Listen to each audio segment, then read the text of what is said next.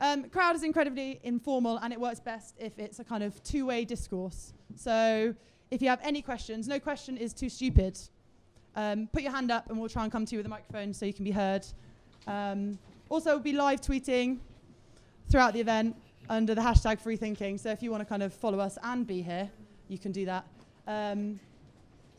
Also, health and safety there's some cables down here. So just don't trip over them. We'll start now and we'll have a break at about 8 for 20 minutes, half an hour. Then come back and finish at about 9. And then you can just hang out. Cool, so hand it over to Laura.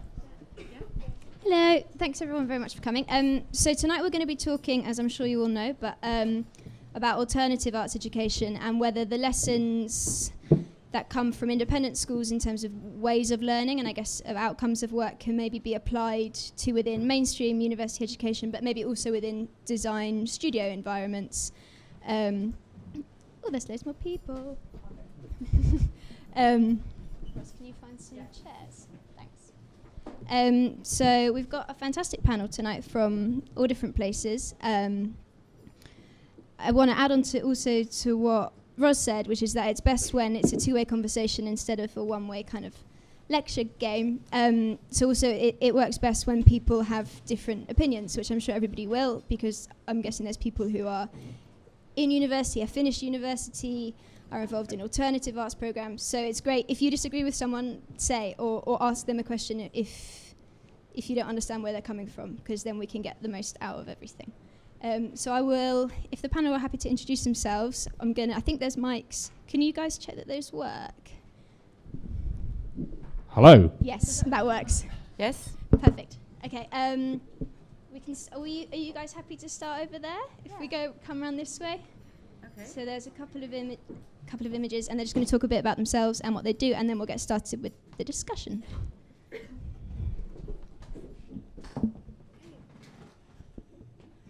Hi everyone. We are Bianca, Sophie and Bethany from something called Department 21, which was not an independent art school actually, but it was inside the Royal College of Art, a self-organized, student-run sort of course department, and which was running for 2 years. It's not running at the moment.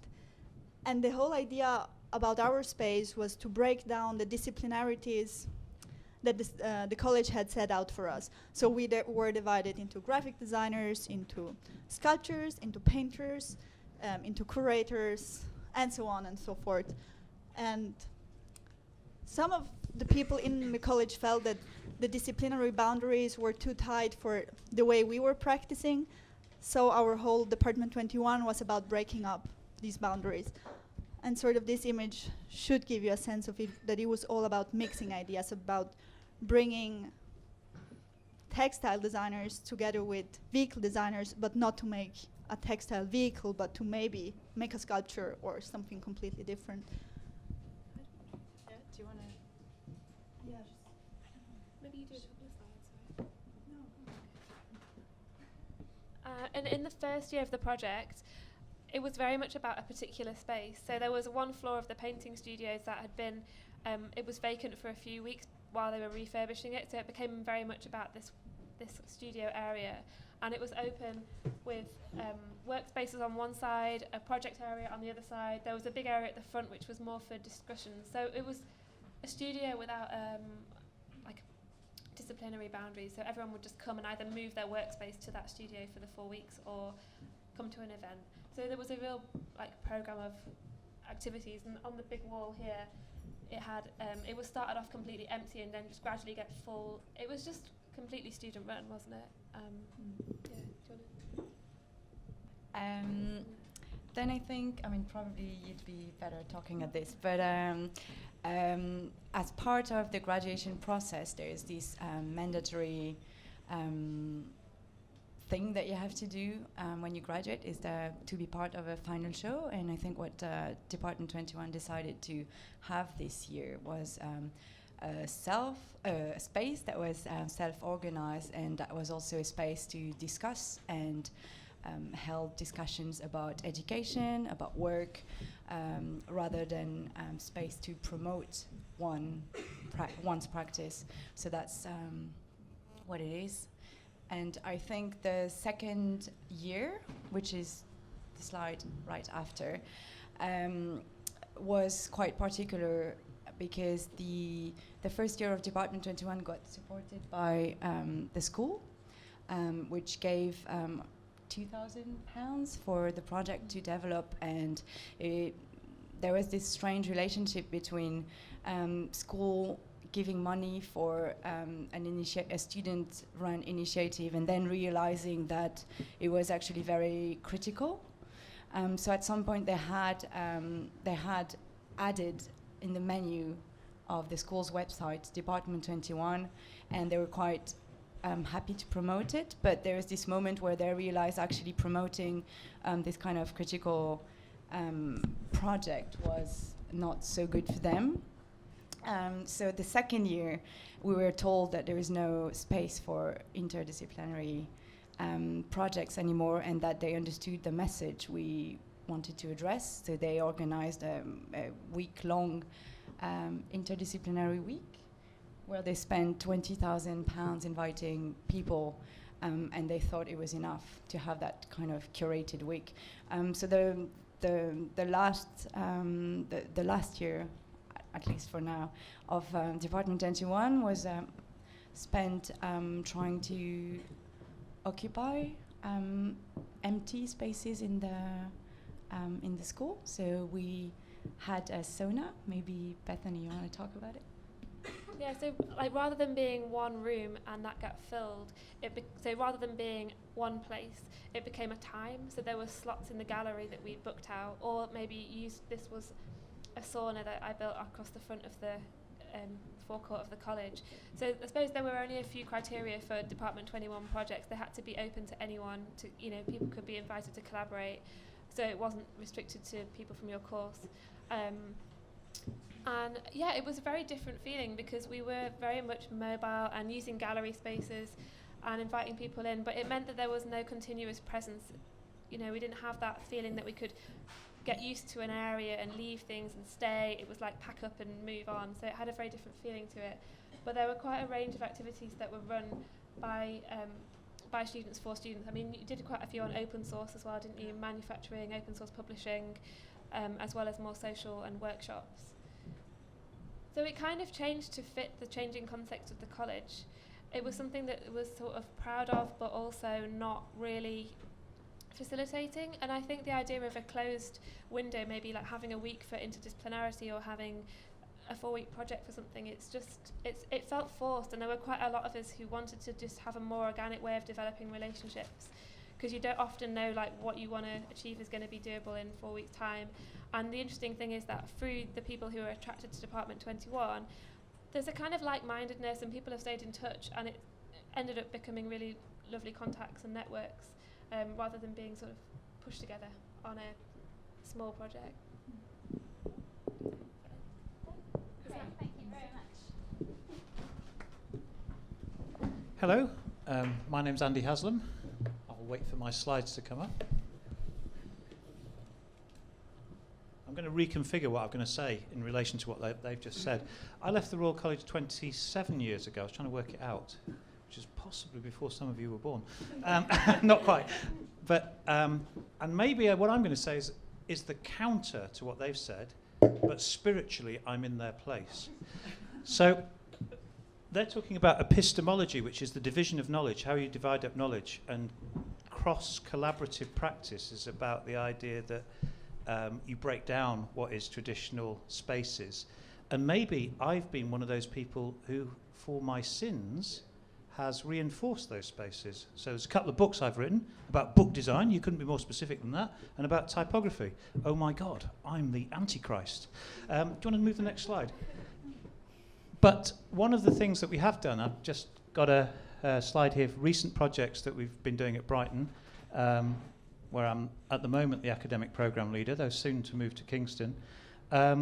This is a collaborative letterpress project which does operate across a number of art schools, and it was set up with Rose Gridneff and Alex Cooper from LCC, And one of the things that it's trying to do is, although letterpress is an analogue and old-fashioned medium in that sense, what it is trying to do, it's trying to work across art schools rather than just down the discipline. So we've combined with 6 art schools, LCC, Brighton, Camberwell, St Martin's, Lincoln School of Art and Glasgow School of Art, to produce work within a medium but that is collaborative in its nature and practice. And it's also collaborative in the sense, and I think this is one of the important bits, in the sense that what we did was staff and students worked together to produce work. And there were 3 members of staff from each college and 3 students, which I know is not that many, but and then we produced 36 pieces of work collectively and collaboratively. So it's operating in some sense in the spirit that you're talking about. Maybe the next slide. This is a little bit difficult to explain. Some of you may recognise that's Chemistry Gallery down the road. Max Gill was a person who was somebody who operated, I did an exhibition about his work, but he's somebody who was trained as an architect, became a calligrapher, then became a lettering artist, then worked across both lettering artists and environmental signage, then developed maps, and then became a poster designer. So the traditions that we talk about collaborative work and also operating across disciplines are seen in somebody like Max Gill's work. Next slide. And that was a little, this is another book that I've done, which is even more specific and very dull, but what I was trying to say was that sometimes when you're working collaboratively, one thing leads to another. So this is a book I started 6 years ago, and we did one spread about how you get lettering into stone. And I thought, that's brilliant, because I'm meeting loads of stonemasons who I know nothing about. I know a bit about lettering, but I don't know much about stonemasons. And that's led, next slide, to a book about the Commonwealth war graves. And some of you may know, all of you may know, next year is the centenary of the start of the First World War. And so one of the things that I have learned, even though my own work and writing is specific, one of the things that you pick up is that you begin to have the ability to cross boundaries. So I'm now writing a book about the design of the Commonwealth war graves, which started from something to do with stone carving in another book, which started from typography. So there's a kind of journey, and that journey takes you across a range of collaborative practice. I'm going to leave it there and pass this on. Hello. I'm Harry Woodrow. I'm the co-founder of a very small studio called Multistory, which started in 1997 with me and Rhonda Drakeford. We both studied at Central St Martin's and left there. I've just got a few examples of the work that we've done. We do all sorts of things. This is from an online project I did. If you go back one, please. Thank you. Called Sartorial Twist, which was just a self-initiated thing which cut up street-style pictures from the sartorialist, if you know that, and randomly put them together in this kind of exquisite corpse way, which was just an idea that had been in my head for a while, and I wanted to execute it. There's no client, no budget or anything for that, but it was just a funny idea. And what we try and do is work with ideas generally and think of how we can do something interestingly for ourselves and have fun with it. So that's one. There's things like that, tiny little projects. We do sort of retail stuff. This shop and cafe in Hackney opened up recently. And we had a lot of barriers faced with this one, with the type on the sort of how to do the signage with this really ugly shop front with 4 doors. So it was sort of using the grid of the shop itself and stretching letters and making things fit, which really interested me with this project. I'm going to be really quick with these because it's not that vital. This was some exhibition design we did last year for the Design Museum, a show about Swarovski, their crystals and how they work with architects and designers in doing all sorts of installations and huge, disgusting chandeliers and things like that. And so this was a sign made of strip lights encrusted with thousands of crystals, which we handmade in the studio over the course of a month.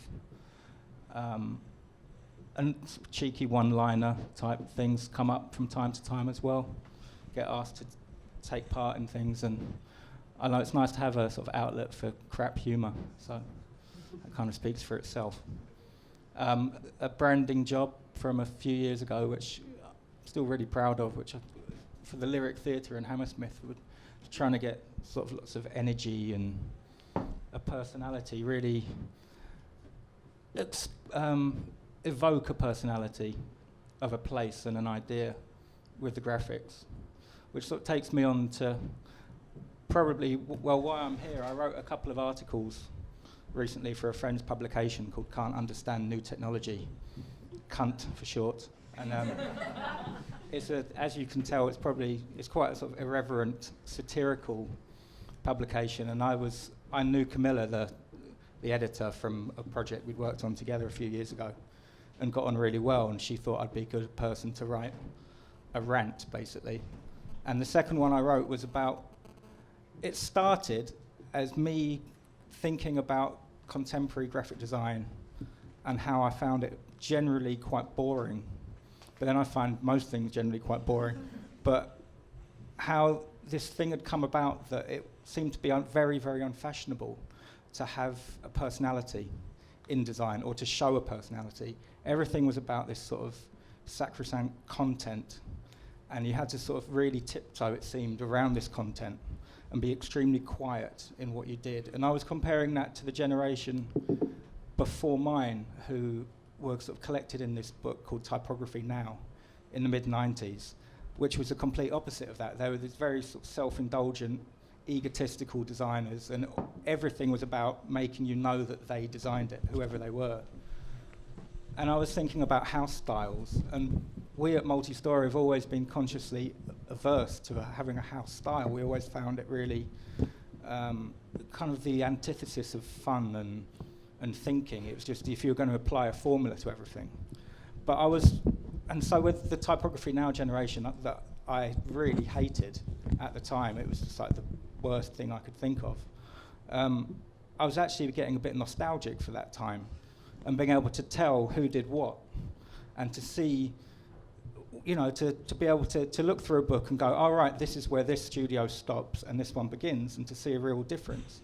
And I can't really see that in a lot of work these days. And what I was trying to do was think about why this was. And I was thinking about my experience teaching at St. Martin's. I taught the first year in graphic design in the mid-2000s.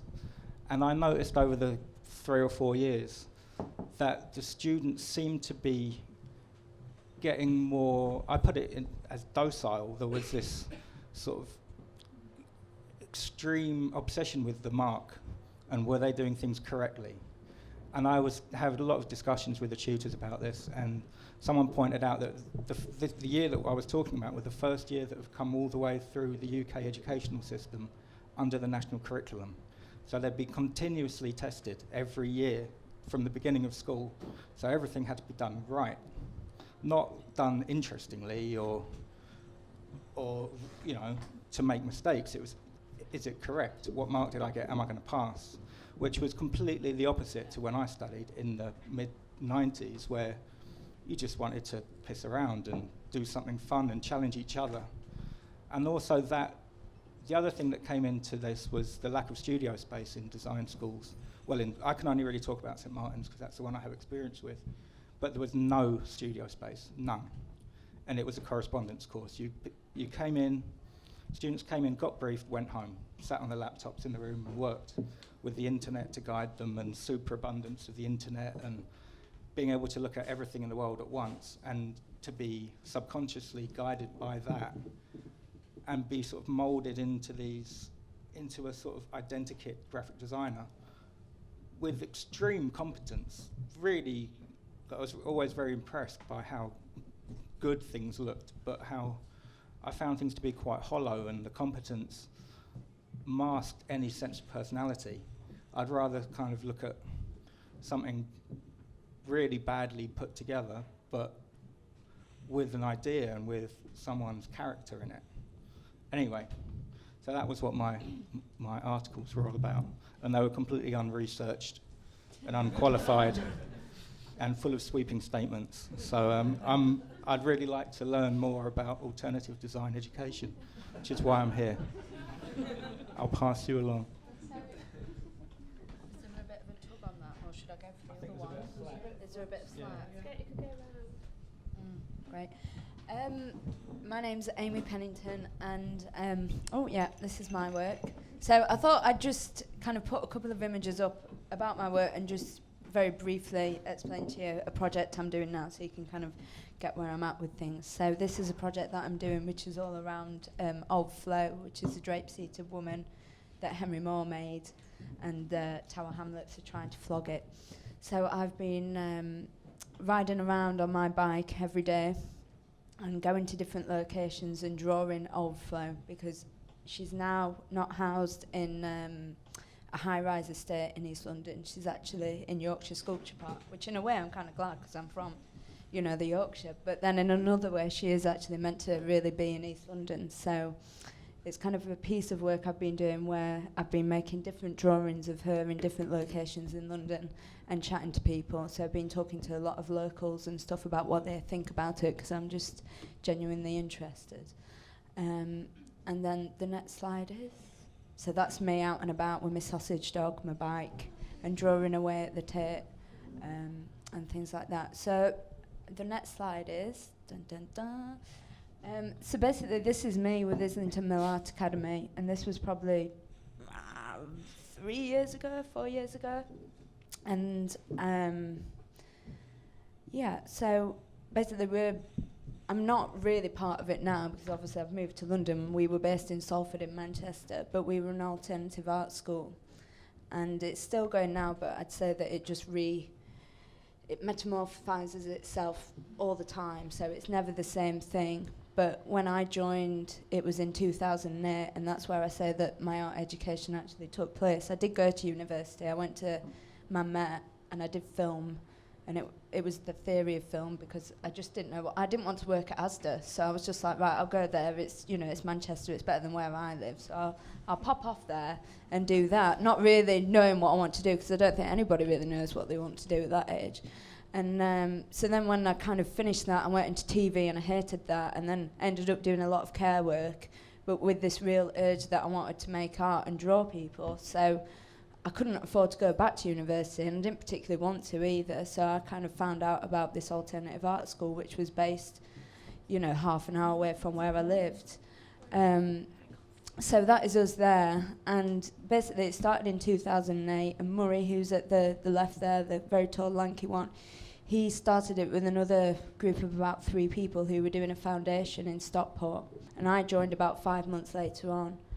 And basically we were just doing everything ourselves, so we were housed in a place called Islington Mill, slide, there we go, and that's where we were. So it's an old cotton spinning mill, and basically it's about 13 years that it's been running, kind of, but in very different stages. But at the moment, it's now got a bit of funding, and it's come up and done quite a lot of things. And it's got a club space, a gallery, a B&B, a cafe sometimes, and 50 studio spaces, and a kind of an abandoned 5th floor, which was where we started out. So we'd go in and kind of work up there, and we worked all around the building. So, and we got help by Bill Campbell, who owns the mill. So, because obviously he was giving us free space, so we couldn't have done it without us. But then there was 2 artists called Kerry Morrison and Helmut Lemke, and they helped us as well start out. And we did kind of residencies, critiques, exhibitions, work, showing each other. But I think it was just in a totally different way. Like when I hear about art school, I'm kind of really glad that I didn't go to a proper one and went to ours, because I think in my own way, I just feel like I'm kind of glad I did it that way. Because I really just believe that anybody can be an artist, and you don't have to go to art school to do it. You can do it in your own way. And that's what we kind of did. And this is a very simplified version. I'm sure we can get into the ins and outs of it, or you can ask me that type of thing. But that's us. Should we have a go on this one? Oh.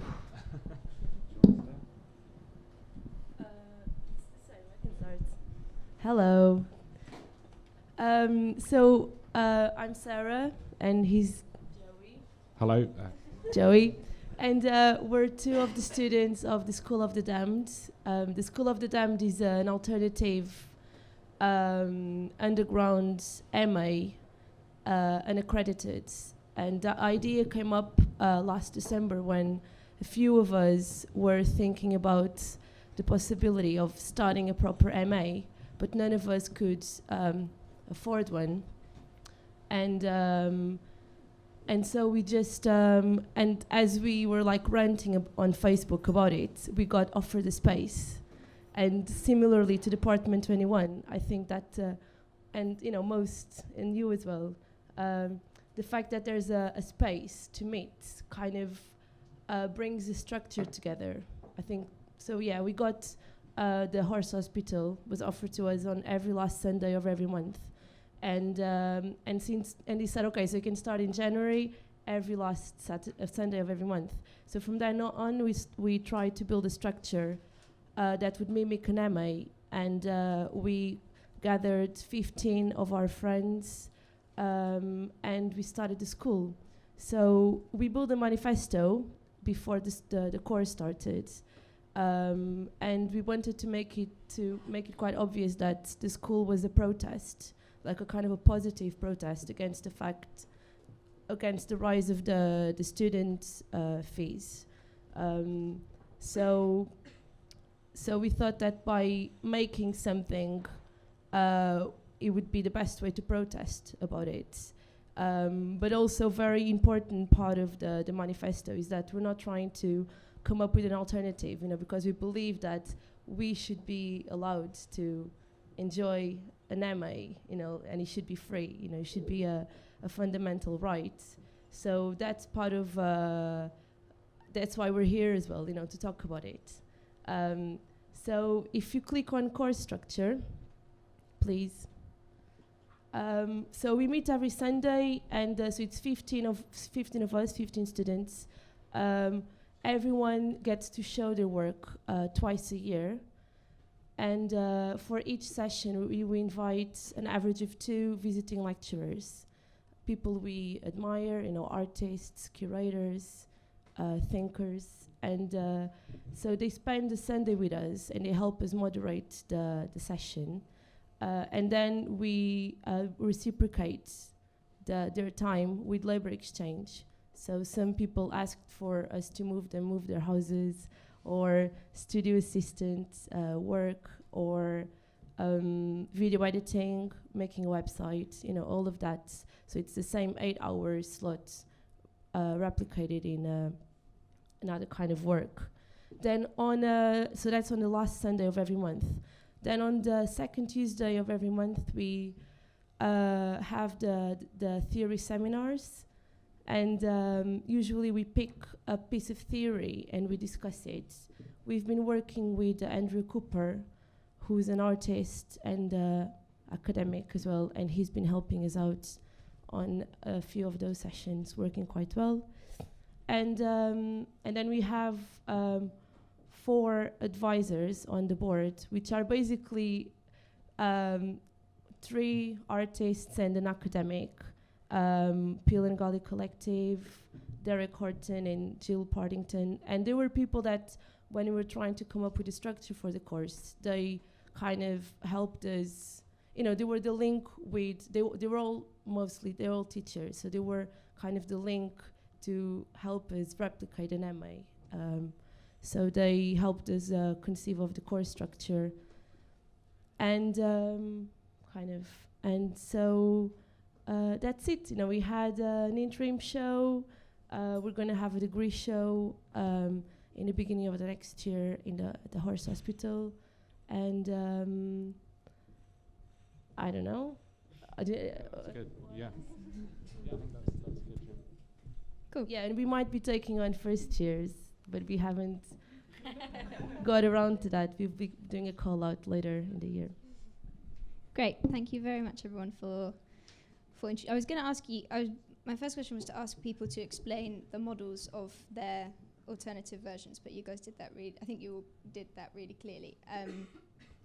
So I guess, because you all spoke partly financially, but also for other reasons about I guess, the reasons why you set it up. And I'd be really interested to know whether you think they were set up as a direct response to shortcomings of the existing systems that you were in, or whether it's purely financial, or I guess to find out more about the things that you didn't like about what was already out there. And then maybe also, I guess, we come to the things that you guys can't do because you're not accredited, or I guess the possible shortcomings of that. But yeah, it would be good to find out, I guess, particularly from you guys, what it was a reaction against, I suppose. You all spoke about it a bit, but it'd be really good to... Well, it's really important where we call it an MA, even though there's a few, we recognize other alternative modes of education, even in London, but we really decided to call out ourselves an MA to really criticize the fact that it's not accredited, but we are borrowing a structure.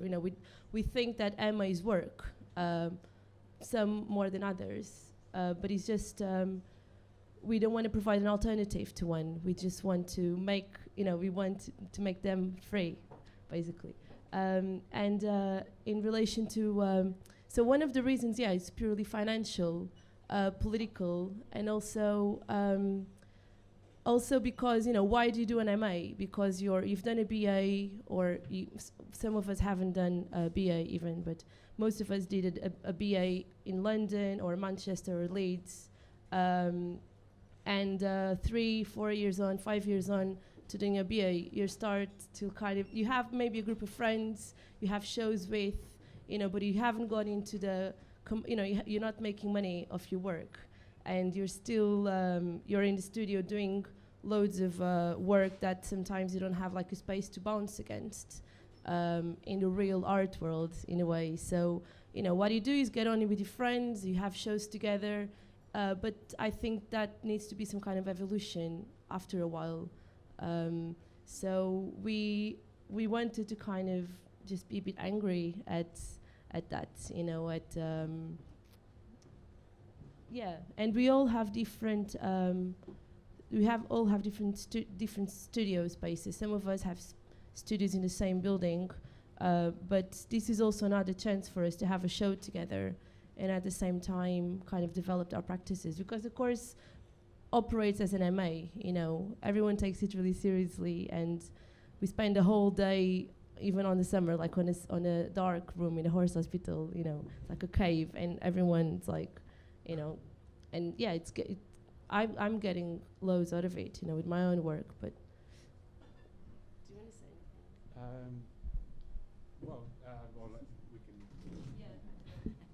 anything? I think basically, what Sarah was saying, we needed to come up with a sort of pragmatic response to the fact that we weren't able to access MA level of education, and what we could see was clearly happening was that under New Labour you got this thing where everyone was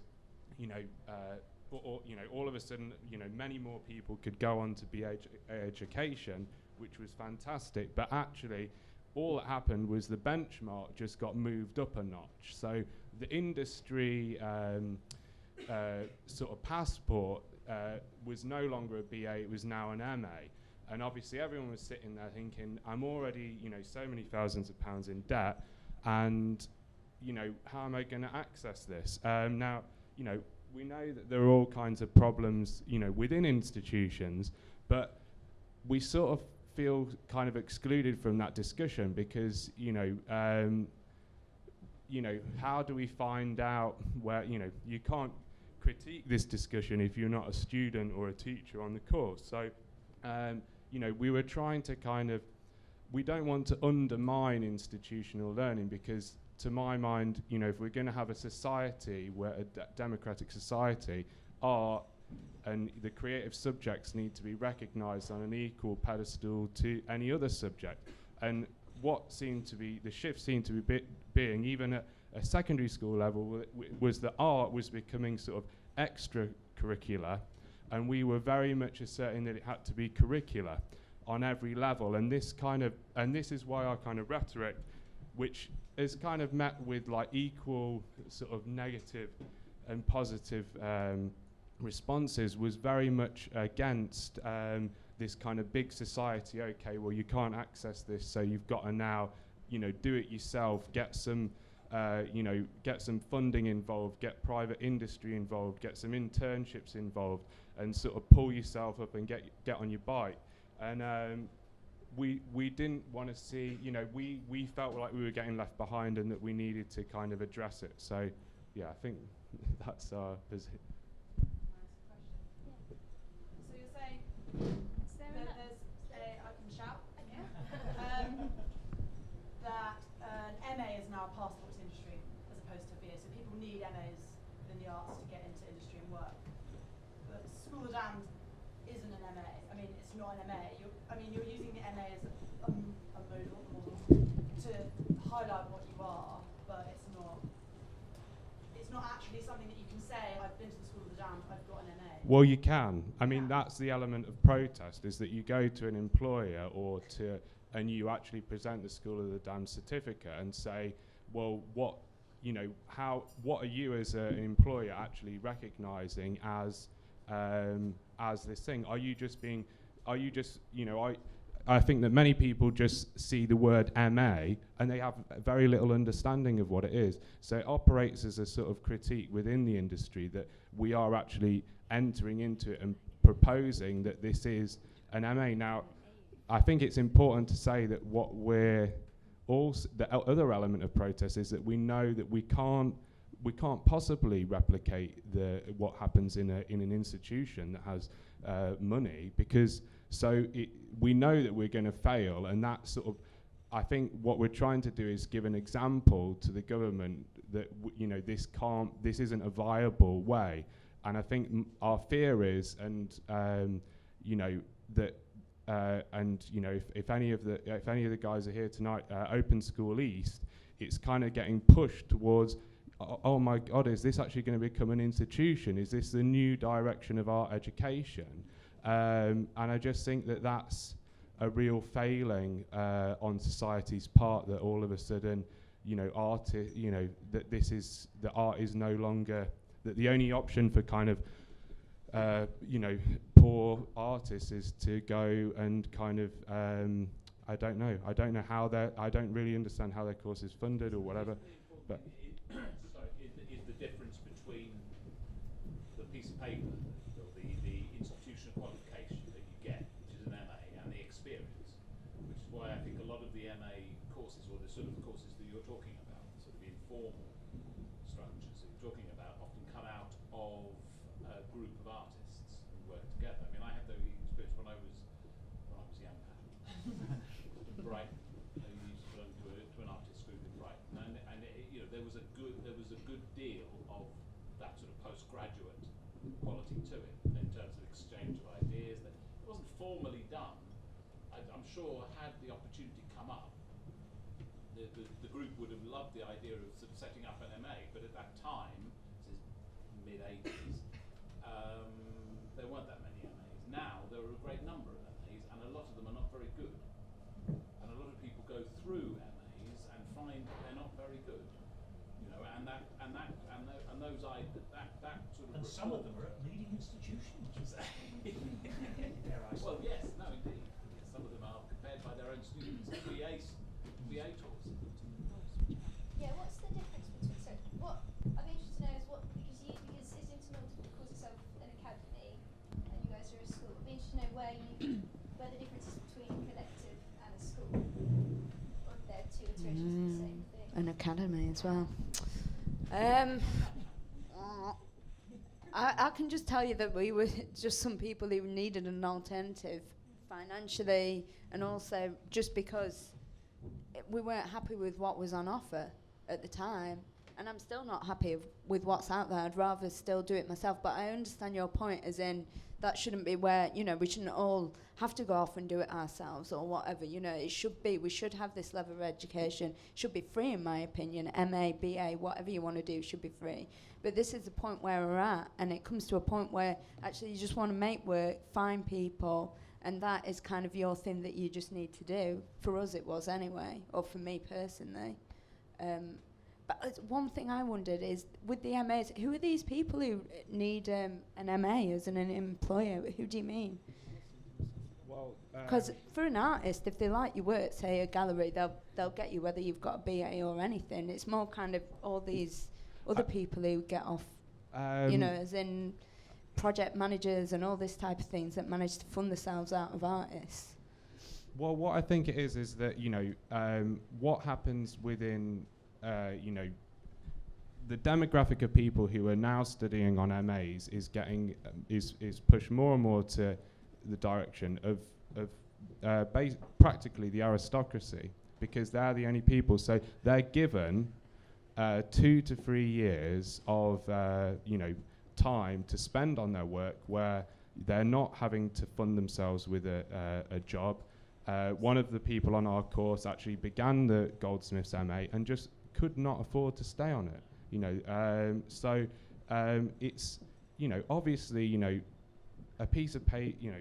I think it's far deeper than kind of qualification. It's about an elite group of people within society having a hold on a passport, which of course is recognised in industry.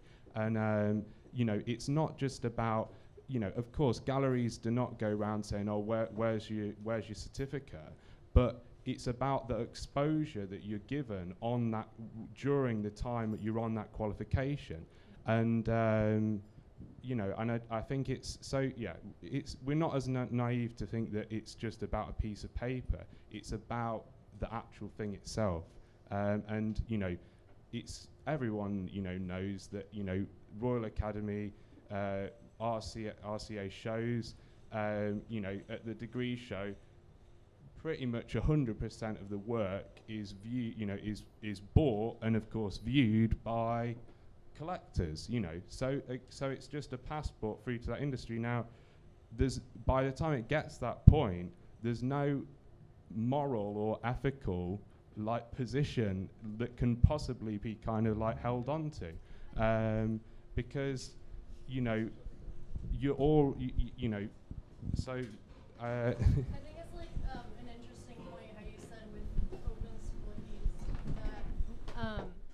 you're looking at it oh my gosh, can this really be what we're left with? But actually it's so exciting, because art school, a totally different perspective, as opposed to it's being about not being able to afford an MA, which I understand, that's valid, I understand that, but it's what are we doing in art school? And as opposed to being oh, this is this alternative we have to do, we have to just be in a library and do all this kind of DIY art school thing. It's actually I think they don't have that much information out, so I'm it's a little bit vague, but it seems they're focusing art school around a community, and what are we doing in an art school, and how does that apply to life? What are we doing making art? And kind of putting that into community, and having this space that's actually a lot more relevant, I think, than art school I went to, or seems like most systems right now, art school. It's you leave art school and you're oh, I was just in this building making work in there in this classroom for this group of whatever 30 or however big your course is people and those tutors. But to have a different kind of model where it's actually interacting with life and interacting with the community, I think that's their point, as opposed to seeing it as oh, this is so sad that this is what we're left with. Well, what I would, my point on that is that this element of the community, or helping the community, or engaging with the community, to me is basically just kind of, it's like a charitable act. We're gonna go into the community and as artists kind of give them something. And to my mind, charity always of that nature takes far more than it gives. The people on this course, I'm not really that worried about them. I'm worried about the people who are in the community who can't access the same level of education that the people on the course are doing. So it's kind of like a top-down system. And I think, if you want a real, it just comes down to what type of society you want to live in.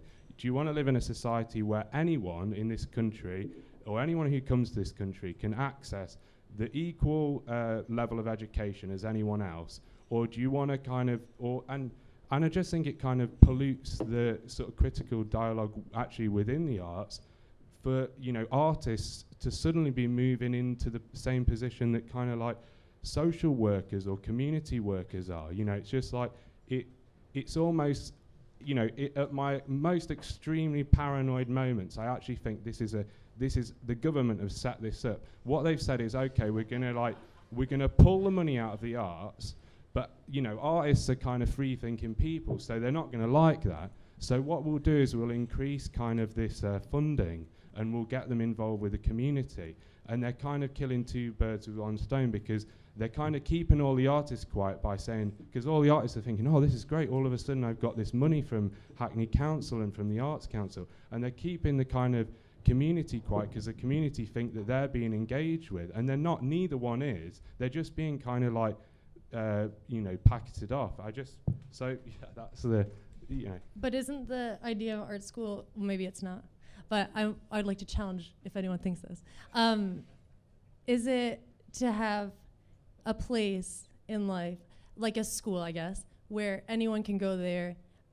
It's the idea of like everyone can be artists, right? So yeah, the idea of having a free art school, definitely. But then, yeah. Yeah, but the open school is not, it's not about the community of artists, it's about the local community around the school. So it's not, you know, you can't just go in and do your own work. You'll have to do work in response, or at least to some projects within the community. You know, what if you're... I don't think that open school is probably like the answer, but it's quite like, I think it's an exciting break. I think it's interesting because they're the ones getting the most attention lately, and they're, you know, they're sponsored, backed by the biggest arts institutions in London, and the people that are organizing it are people that could be in a position to actually influence the way that mainstream education operates, and they decided to come up with their own.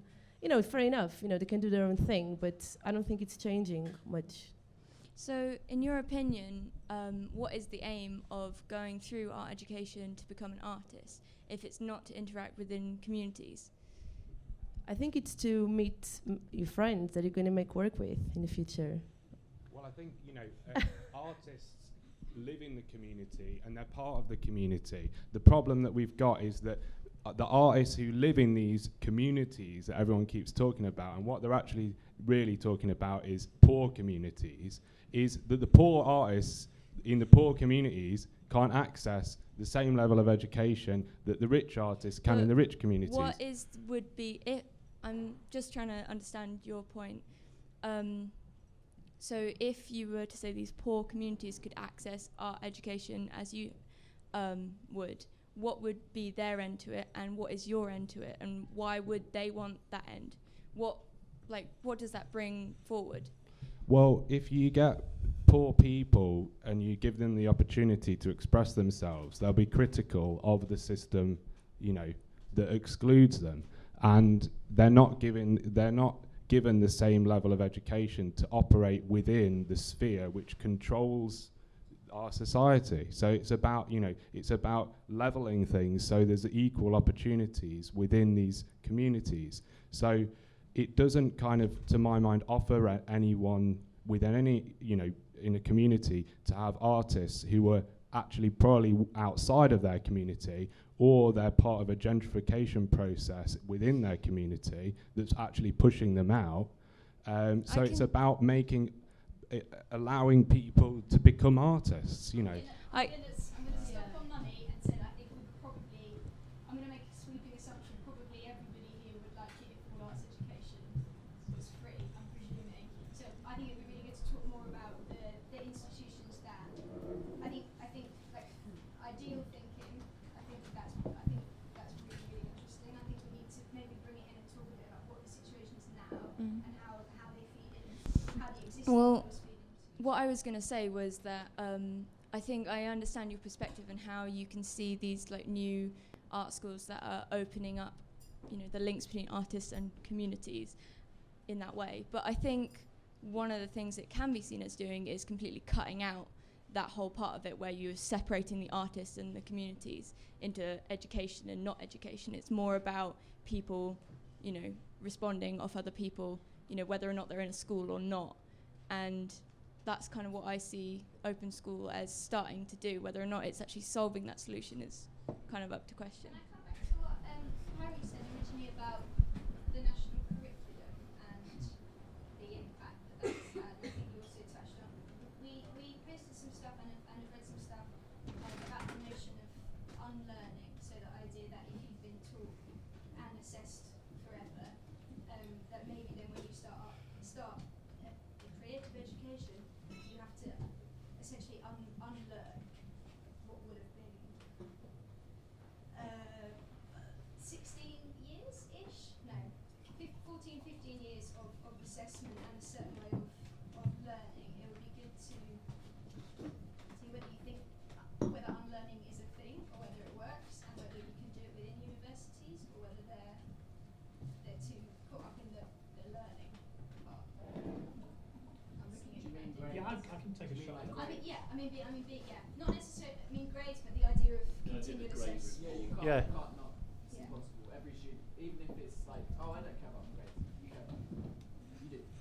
I think. I'm sorry, I don't think that's right. Well, I don't think that's right. I think it's a broader cultural issue. Maybe in the back of your head.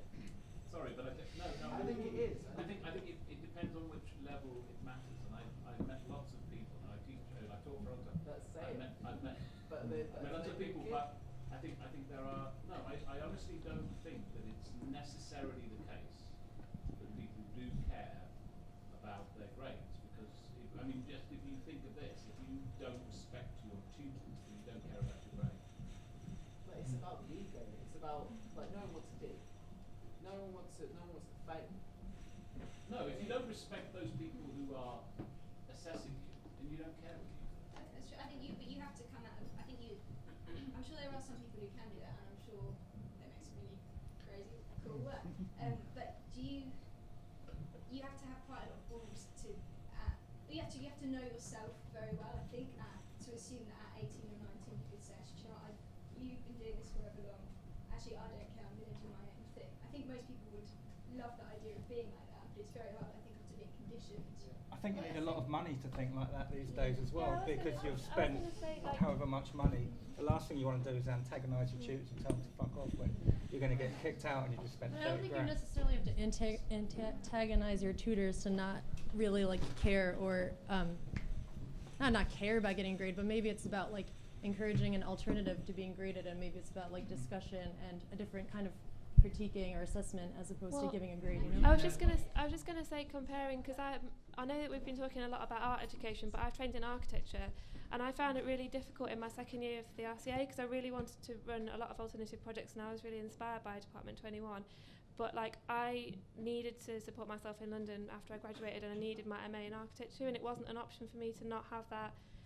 I needed a job after, and I work in an architects now part-time, and it was like a real tension between like I wanted the confidence to be able to say, look, I don't care if I fail because I'm doing all these alternative projects, but at the end of the day, you know, I'd chosen that professional track, and you know, you can't do the architecture qualification without the MA, and it was just like, I don't think it should be that necessarily that debate. I mean, I wanted to have freedom in my education. I trusted myself. I was happy. I was working every day. You know, I would have been happy to be my tutor. You know, I think there should be some kind of. Is it's there just different for everyone, I guess. Is there oh, sorry, yeah. Actually, I had a different question for Department 21 about what the role of staff was with what you set up, whether it was in opposition to them, whether they were invited to it, or did they have any part in it, or were they kind of dismissive of it and saw it as an attack on them, or whether there's any role for staff in a university, like you sort of set it up, maybe working without any tutors, and maybe you don't need them. Well, I guess at least the first year, Department 21 invited tutors into the space, but they would come into the space as equals. So they would come in as people who want to learn something out of an educational experiment. And we had some tutors who really liked it, who sort of were into trying to break up crusty structures in the college, and some others who were really antagonistic to it, who hated it, who fought to get us out of the space, who thought it was completely rubbish, who prevented students from coming to the space. People were being banned. People were like, you can't go. It was very tricky, I think, because especially on a course like architecture was very prescriptive, and we had quite a strong course structure. And I thought it was a real shame. Actually, people were being like banned from going to Department 21 because it was seen as a threat to their. I just ask, in terms of, because I think it's quite interesting from the point of view of the institution's response to some sort of challenge of its position.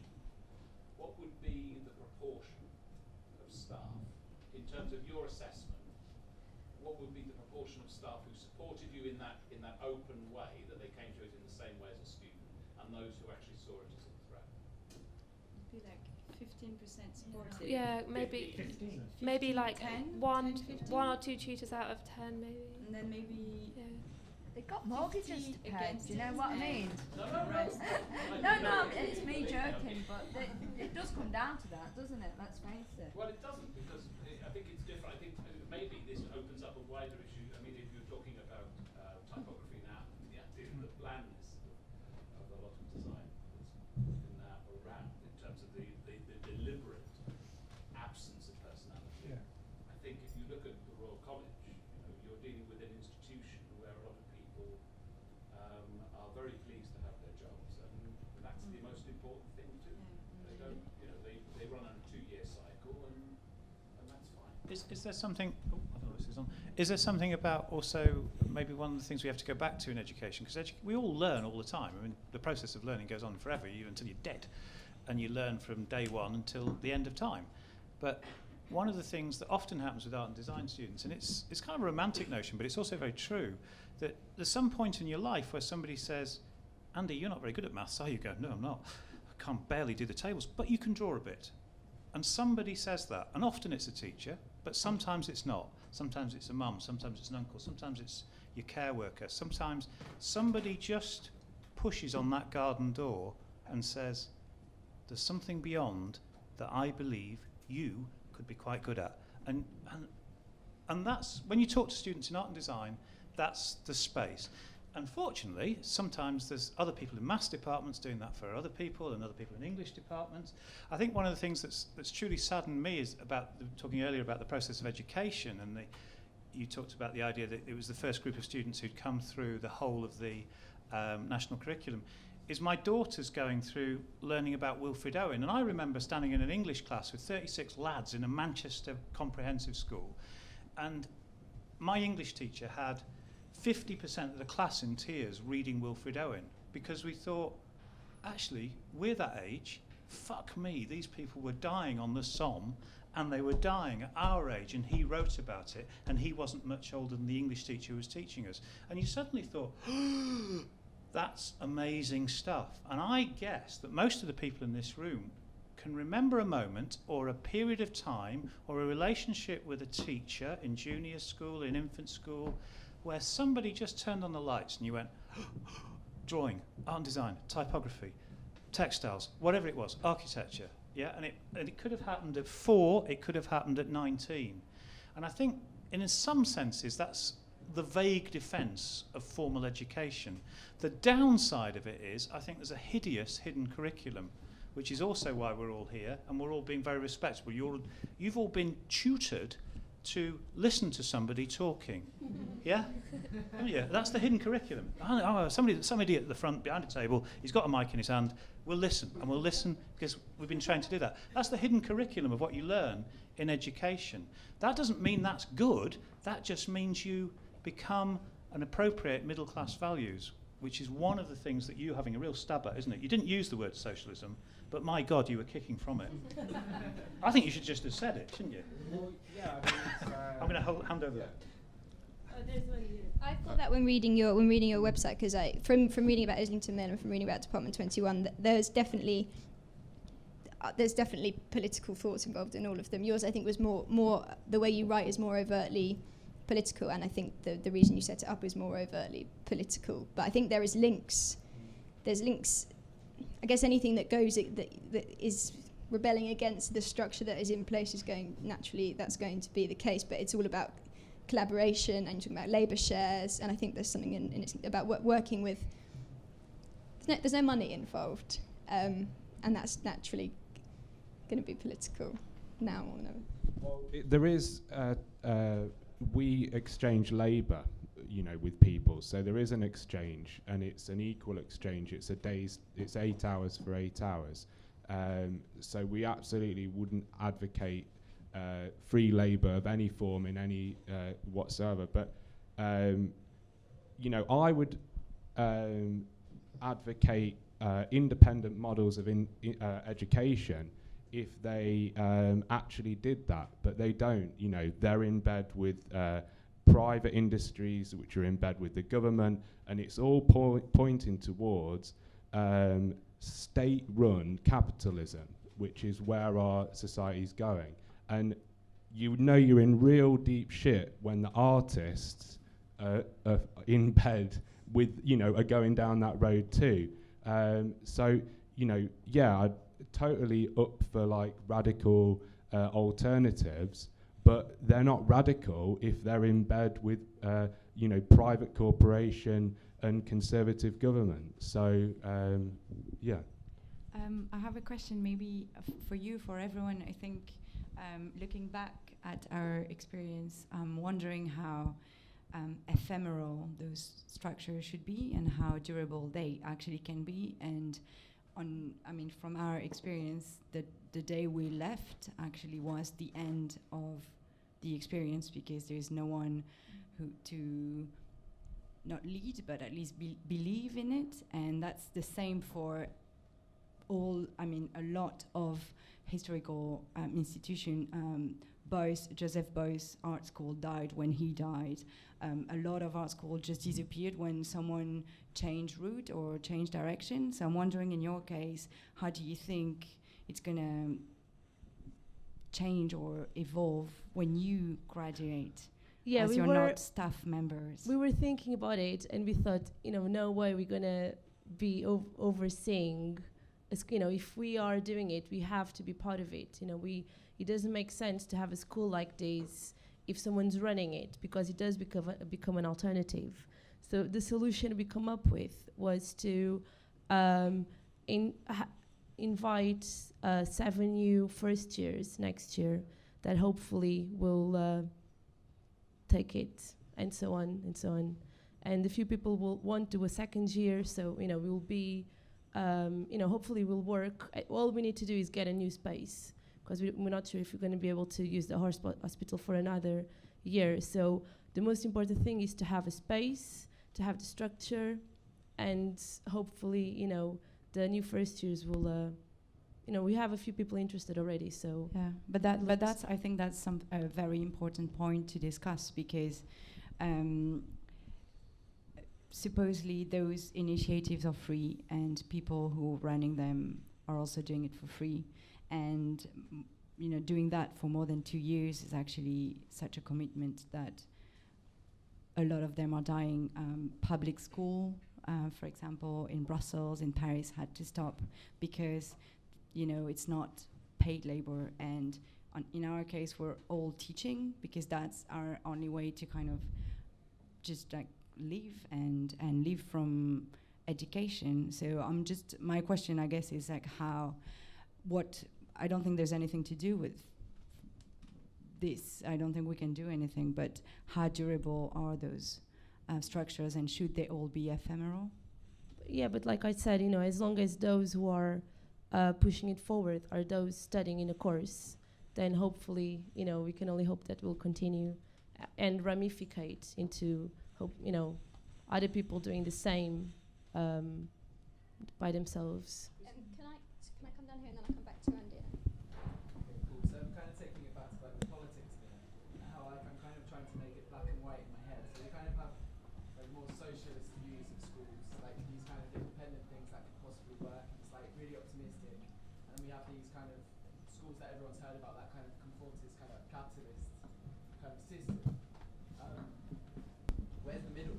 Like, where are we gonna like? You have nailed my leader. So how are we gonna get this kind of like capitalist school where we're thinking about money a lot to kind of ease off and be more free and be more like I've just been in Holland for like a month or two studying, actually doing an internship, and I went to a couple of schools to visit, and they kind of, I think maybe the structure of the politics in their like it's still capitalist, but maybe it's a bit looser. And these art schools, for me, I mean, it's very personal. It feels free, it feels romantic, and it feels less about money. It feels about like almost bordering towards what we're talking about here, but with still this kind of like capitalist kind of. I think that comes. I mean, that's a lot to do with education. That also comes back to the Dutch government. The design is the spearhead of their economic recovery, which is a bit different from here. Yeah. So I think that links to the education thing and the politics thing. But I'm going to have to. But do you Andy, think that all sorry. that change? Do you think there was a big change in the system when all the art schools became universities? Yes. I mean, that changed things fundamentally. But also, tuition fees is quite new, really. I mean, I never thought, growing up, I never thought of art school as something, or university as like a big financial thing. I think, and that was only, 10 years ago that I started college. So I think, I don't know, it's gone up, because I'm teaching now at Camberwell, and each year the students that we're getting through is like, are paying more and more. And the question, because we're talking here about education on the module. So the question is so current, this big rise towards capital models of higher education. I just think it's really current, and I just don't know how. It worries me, but I also think that it can't last. Like, it's not the history of education, isn't that? Is there just a sort of fundamental shift that, I mean, I was born in the 60s, and one of the things that the Labour government at that time did was promise of comprehensive education, and that really meant that there wasn't this division that you've described. Now, whether you believe in comprehensive education, it's hardly the point. What happened was that if you had an ability, society believed that they would invest in you. So if you had ability in art and design, you could go to art school, and you could go to a foundation course, and your local authority would pay for you. You go on and do a degree, and the local authority would pay for you. And then it got a bit wobbly after that, because then it was mandatory and discretionary grants. So some people got college grants to go to do MA. All that's been taken away, all of that funding.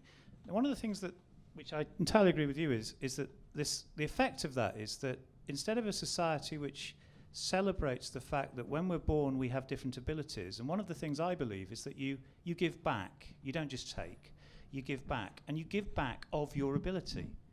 And a society that's benefiting is a society which says, you can do this well. Like, my brother's a brilliant mathematician. I can't add up to save my life. It's really good that he can do my accounts. So there's a kind of giving back, yeah? But what is nice is that everybody has the opportunity to develop themselves to their full potential, and that's a kind of very naive and very unfashionable vision of education. But it's a vision of education which some of us still cling to in our hearts, despite the fact that we find ourselves forced to take more students, forced to look at overseas students as a potential income stream rather than the benefit of their abilities innately within the skills that they have, forced also to charge £9,000. And I think you said instantaneously that when art schools switched to universities, there was also a problem. So I think it's a duality. I'm not sure that genuine art and design education actually should operate on art and design education shouldn't necessarily operate on a university model, and I think that's quite a big one. No, I think it should be a separate thing. It's become, I mean, I wrote about this in my article, that it's become a vocational thing, design education. It's sort of part of a university. It's not, I mean, it seems sort of naive and romantic to think about art school being a rebellious thing, but it just isn't anymore. You go to university. It's just you do a different course, and there's something, I don't know, I think there's something kind of a bit sad about that, but then I'm just looking at life through my rose-tinted spectacles, but I don't know. Bring up a sort of weird tangent to all of this. Really quickly, because we're about to have a break, but But just basically, because I've been getting myself all obsessed about like art school, like how can we change it, like, you know, like all of these discussions and stuff. And then recently I was thinking, I was talking to somebody about it. I think it comes down to, like you were saying at the very, very beginning, art in schools and in primary schools, and how it goes from when you're a kid and you're like, okay, we have to go to art school now, go to the whole unlearning thing, kind of be drawing back to like how we were when we were like 3. And then it's like, why are we trying to change it at university? And then I was like, oh my gosh, we should be trying to change it when you're kids, and like then from then up, and then maybe art schools would be way cooler now because of the education system was like completely different leading up to it. But then do you have a whole education system that's, I would say our education system is not tilted towards art and design, but that, I mean, that the unlearning idea. Not tilted towards art and design though. Okay, and then I know this is like super crazy, but I never heard of Steiner schools, and when I first heard it, I was like, that sounds really freaking weird, and hated it. But then my friend was like, you should really look into it and like read about it. And I did, and actually a lot of like what they base their model on, it's not like about art and design, it's not like trying to be artists, but it's trying to get these, just trying to get kids to learn differently than how we've been, That's and like it sounds amazing. I went to a Montessori school for 2 years when I was little. That like for me was just normal at the time. And then I asked my mum about it. She's like, yeah, you just like did whatever you wanted all day. Like you just drew patterns all day. Yeah. Oh, graphic design. It's like, oh, of course. And everyone just ran around doing whatever they wanted. Yeah. Or if they didn't want to be artists, that's fine too. It seems like it's not like. It's a funny one because I think the Steiner school situation. I don't know a lot about it, but my brother is autistic and went through the whole like alternative schooling route, and my mum was talking about it and saying that a lot of the Steiner schools, particularly in secondary school, aren't what they seem to be because they have to commit to the curriculum and all the on-course inspections and everything, and it doesn't seem like the Steiner school system works within English government in the way they control schooling. But it's like a really like impressive idea that seems to be what all the like open art schools, free schools, MAs or things are doing. Like get people in to interact with the students who are asking for those people rather than prescribing a course. But I don't know whether it's actually ever been successfully done at primary, secondary school or university level. We have to stop for a little bit so everyone can have a drink. Hello again. So we spoke a bit just before. Oh, that's confusing. You two switched chairs. So we spoke a bit before. We spoke a bit about the national curriculum and about I don't know what the word you, but about everything becoming a university. I don't know if this could be an impossible question. This is sort of what the talk was originally framed around. Is there any way that university arts and design education, as it currently is, does it have any flexibility to take on some of the lessons of independent student-led schools? I'm going to kick off. I think it ought to. I think there are fundamental shifts that have happened, and sometimes those of us, and I hold the mirror up to myself. I've been as guilty as anybody. I think there are fundamental shifts that have happened that have not taken us in a profitable, and I don't mean financially, I mean academically, in a profitable direction. And I think there are things that we now do in education, some things that are helpful, but I think there are a whole set of other things that are misguided. I think it'd be clear that I would like to see art and design schools come out of university education. I think it's as fundamental as that art and design operates on a different model. It's never really fundamentally integrated as successfully as it could do with universities. And because the universities are so big, and many of the old polytechnics and art and design schools that have been linked to them, and I've taught in most of them, in London certainly, and seen what's happened, it's almost as if the tail's wagging the dog. And so the big university is controlling what is a very free-spirited art and design school and has served to shackle it and put it in clamps. And the free-spirited thinking, it's not a romantic view of what happened in the 60s, it's just fundamentally that's what's happened. I also think there's a horrible thing that's happened in art and design schools, which is that the staff know the answers, and that's not true at all, as everybody knows. It's a negotiated learning space, and the more you can destabilise the staff, the better the art school is likely to be, because we're old and crusty, and you're on a journey, and the more old and crusty we get, the worse we get at doing our job, not the better. It's not experience, it's crustiness. I think the other thing that you've got to think as because most of you are slightly younger than me, is if you really believe in what some of the things that are being said today, don't become the generation that I am and inflict it on others. So it's all right to protest and be, yeah. But some of you are going to do jobs like this, and you're going to have to do it, and for real. And your duty, that's a hard word, is to pass on the spirit of that which you own at 23 and not lose sight of it by 50. Can I come over here? Yeah. Okay. So there's a couple of things I think are worth saying that differentiate fine art education from design education. One of those is that a spirit of protest is a recognised model of fine art output, and it has a value in its own self, and there's a legacy you can look at for that. It is not the same in design education. So design education needs to, if you like, protest from within, such as the Department 21 have done. So you produce protest from within the constraints of the educational setup, much like you create work from within the constraints of the design work itself. That's what we do. So the design solution to be a protest, I think, needs to happen within the educational establishment itself. So where crowd talks is kind of introducing debate within that, it also introduces the possibility of an alternative as a design solution. And I think that's where something gets very exciting, where the construct can't be changed because it's not something that staff have any control over whatsoever at all.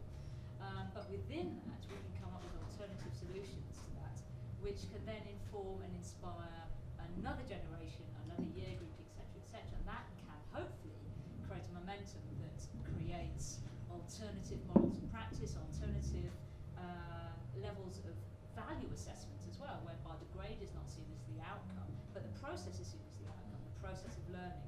And the process of learning changes all the time because the design world is in continuous flux, design education is in continuous flux. It's only the structure that is seen as this kind of static model, which is false, in fact, and it is stuck on top like some sort of evil animal, like the evil eye of Sauron brothers, and it's just not true. Students make things happen. Students and staff who I would say are not crusty and but together. I'm speaking about myself. we can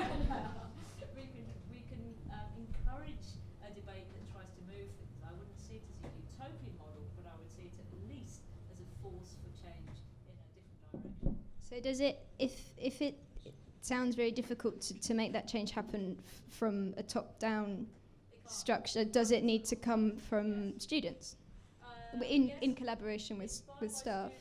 Inevitably, it's the best way of something being sustained. If it comes from tutor, it's always imposed. It can be inspired by a member of staff, say, or it can be inspired by a student who then is encouraged by a member of staff. It doesn't matter, I don't think. But as long as it comes from the bottom up, that's where the workhorses are. That's where the work bees are. That's where things happen.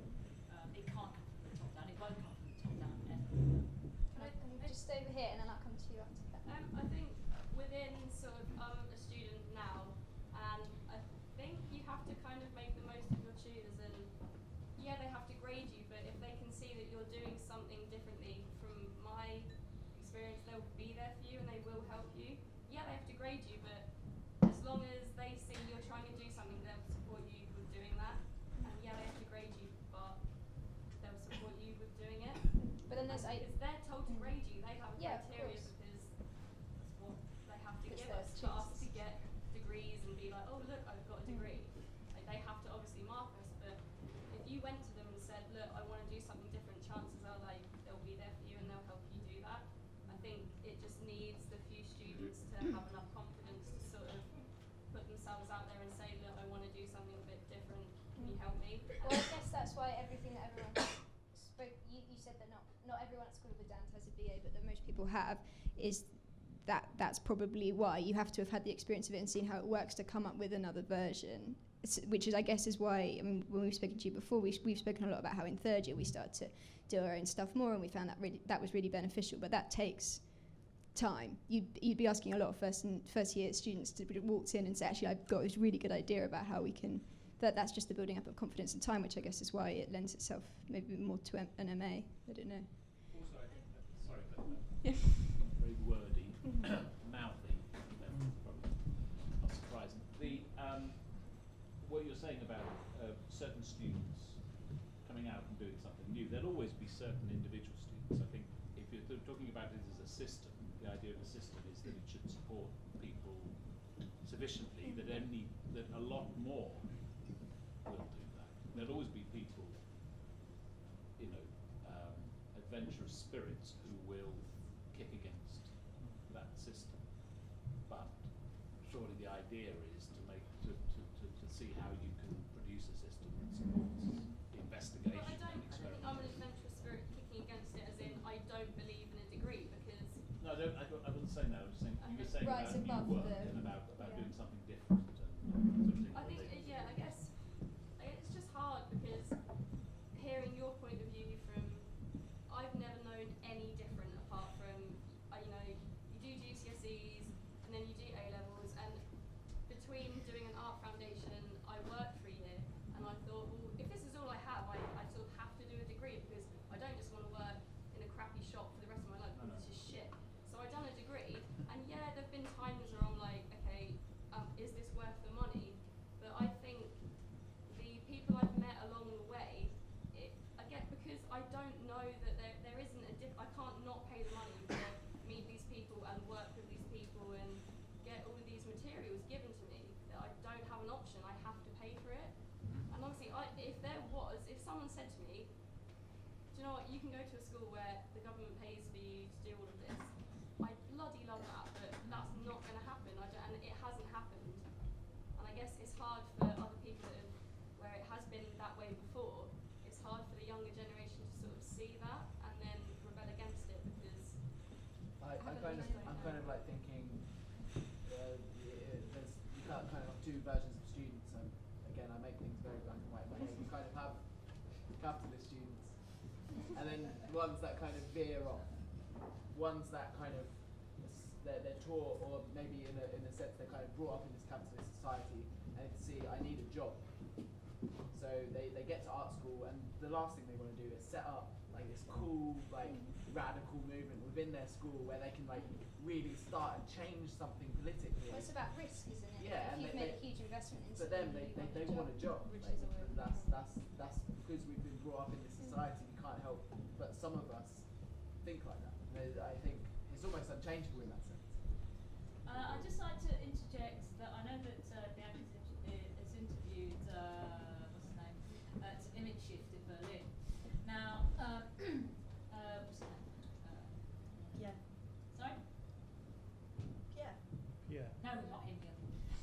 Anyway, so there are models of, say, design. I'm sorry, design based, but that offer an alternative, which is socially orientated to the capitalist model, which is like an in-between model.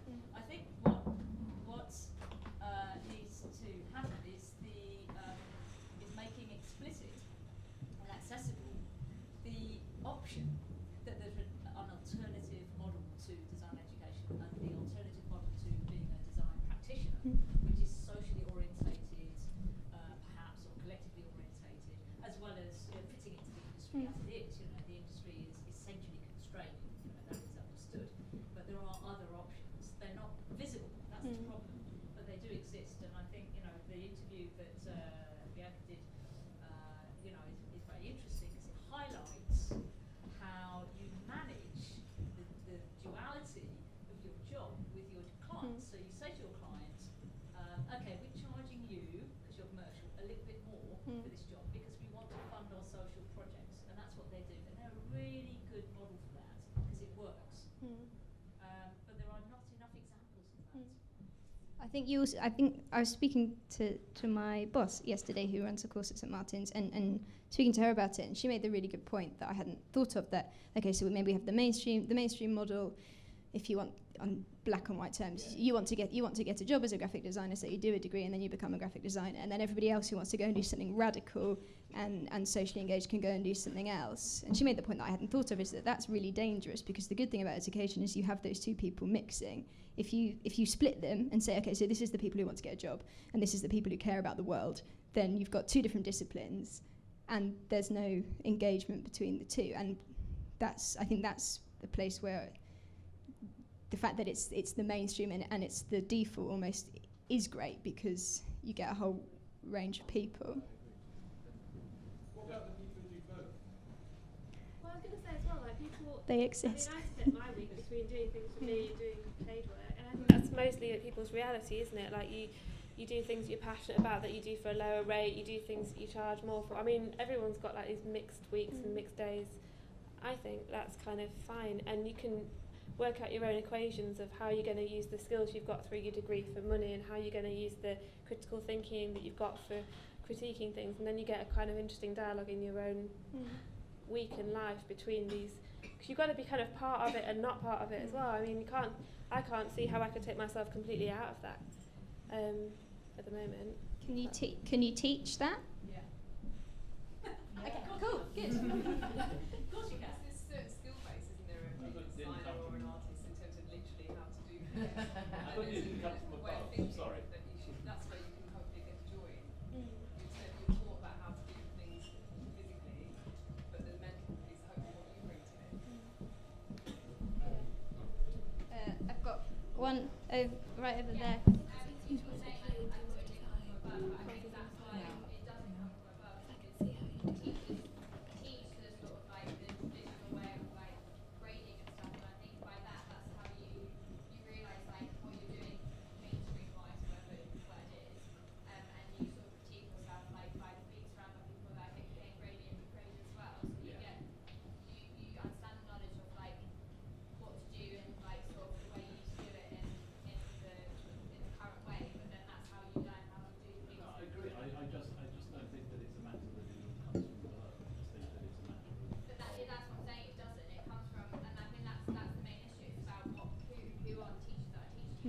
That's where you teach technical skills and thinking. And that's why you need the teachers to identify like how they're going to teach someone to be this like radical, like it needs people to be more aware of those two issues that are conflicting. Because you could have a teacher who is teaching the conventional ways with an awareness of this different way of teaching in a way that you could point students towards that.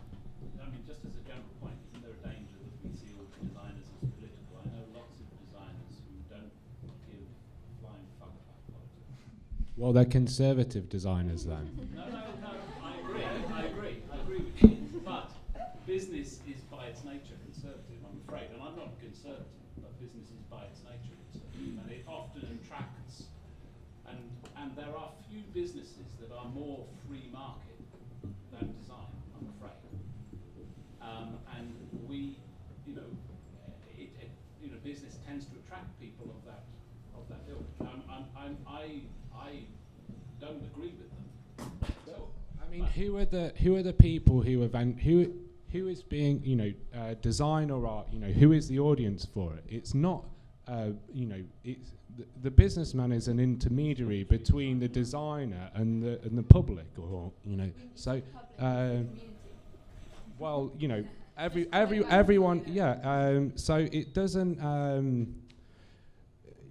there's no.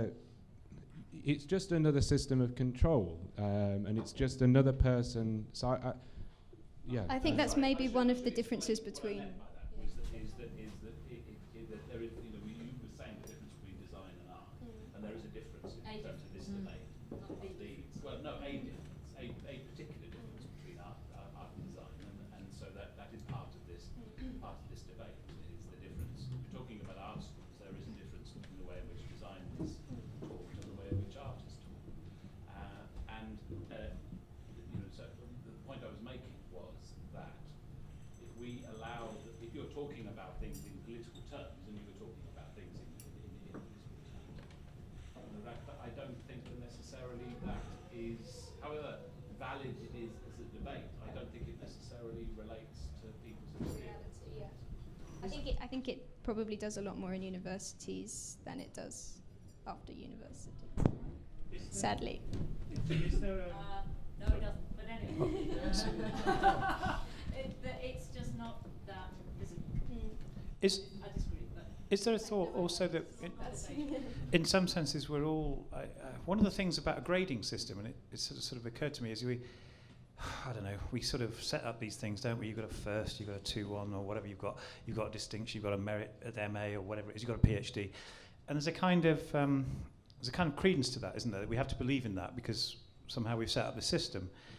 And one of the things that also supports is that there's a kind of ego and a kind of self-aggrandisement that goes with some of that. And some of those ideas are not deeply rooted in what maybe design is about. I mean, some people might say that design is about serving its community, and it's a very quiet and it's very inward, and it doesn't matter that nobody knows that Harry Beck designed the London Underground map, and we all use it every day. We know it, but it doesn't really matter that anybody else out there knows it. And that design is actually about that service. Unfortunately, we live in a world, particularly around here, where it's not about that at all. It's about being better than your mate, getting the best job, getting the best pitch, doing the best bit in even getting crappy articles in Creative Review, or better still Baseline, or better still iMagazine. In other words, there's a whole set of ideas which continue through your whole of your design career. Oh, I got a first at St Martin's. You hear people say that. Oh, I went to the Royal College of Art. Oh, did you really? How nice. Okay, stop fucking boasting, yeah? But the other thing is that continues for the rest of your life. That's my point, kind of, isn't it? How do we get rid of that space where it's about self-aggrandisement? And that, I think that puts it, it's like blinkering us to some of the realities that design should serve, which is what you're talking about and what you're talking about. Can I come down here and down here and over there? Oh, yeah, come on. Do you want to? Yeah, no, it's okay. I can project. Okay.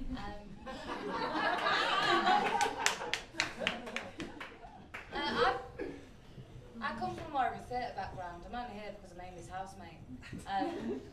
But I've been kicked out of 2 academic institutions. Hurrah! So which made me sort of come to terms with failure, and also and the things that I've created essentially off my own back. Like I have a female cabaret company, and we performed bizarrely like for the Royal Exchange, and not the Royal Exchange, Royal Shakespeare Company. I've drank a lot of wine. But essentially the point I'm trying to make is when I quantify, I do have a degree now, but when I quantify the things that I've learned in academic institutions and the experiences that I've had that have led to the creation of things from other sources, and education will only get you so far. If you want to be an artist, you'll be an artist, and that's what you'll do. I think that's... Gilbert and George did say when they were students at some St Martin's is that the difference between them and some students around them is that the other students were there to learn to be an artist. Yeah.